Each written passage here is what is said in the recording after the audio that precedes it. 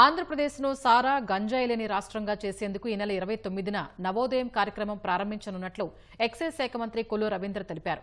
సారా తయారీ, గంజాయి అమ్మకాలు ఎక్కడ జరిగినా దాడులు నిర్వహిస్తామని, కఠిన చర్యలు తీసుకుంటామని హెచ్చరించారు. విశాఖ జిల్లా పెందుర్తి మండలంలోని జరిపోతులపాలెంలో మద్యం డిపోను మంత్రి పరిశీలించారు. బెల్ట్ షాపులు నిర్వహిస్తే తీవ్ర చర్యలు తప్పవని మంత్రి స్పష్టం చేశారు. ఈ అక్రమ మద్యం తాగడం వల్ల చాలా మంది అనారోగ్యం పాలవడమే కాకుండా ప్రాణాలు కూడా కోల్పోయే పరిస్థితి ఉంది. కాబట్టి ఈ నెల 29వ తారీఖు నుంచి రాష్ట్ర వ్యాప్తంగా నవోదయం ప్రోగ్రాం కింద 100% ఇల్సిట్ లిక్కర్ లేని రాష్ట్రంగా చేయాలనే ప్రోగ్రాం పెట్టుకున్నాం. గంజాయి పైన కూడా చాలా స్ట్రిక్ట్గా ప్రభుత్వం వ్యవహరిస్తూ ఉంది.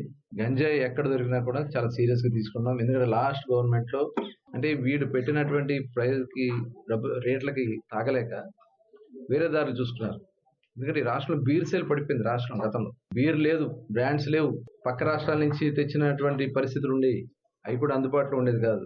టోటల్ వాళ్ళ స్వార్థం కోసం బీర్ సేల్ పడేశారు. అలాగే కొంతమంది యూత్ మరి ఆ రోజున ఆ రేట్లకి ఈ తాగలేక గంజాయికి అలవాటు పడ్డారు.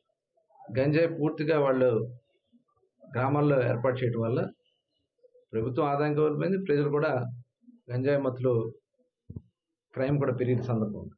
అందుకని గంజాయి మీద కూడా చాలా సీరియస్గా గౌరవ ముఖ్యమంత్రి గారి ఆదేశాలతో ఇవాళ మేము సబ్ కమిటీ కూడా కార్యక్రమాలు తీసుకున్నాం. గంజాయిని ఈ రాష్ట్రం నుంచి 100% పారదోలే విధంగా కార్యక్రమాలు కూడా చేసుకెళ్ళడం కూడా జరుగుతుంది.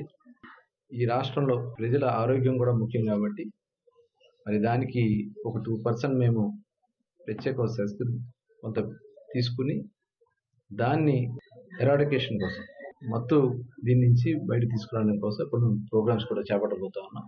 ఎక్కడన్నా ఎలాంటి వచ్చినా మా దృష్టికి వచ్చినా కూడా ఇమీడియట్గా యాక్షన్ తీసుకుని ఇప్పుడు కేసులు కూడా ఎవరన్నా బెల్ట్ షాప్స్ పెడతా ఉన్నా, ఎక్కడన్నా ఇల్సిట్ లిక్కర్ అమ్ముతా ఉన్నా, షాప్స్ కూడా లింక్ చేసి షాప్స్ కూడా సీజ్ చేయడం జరుగుతుంది, ఫైన్ చేయడం కూడా జరుగుతుంది.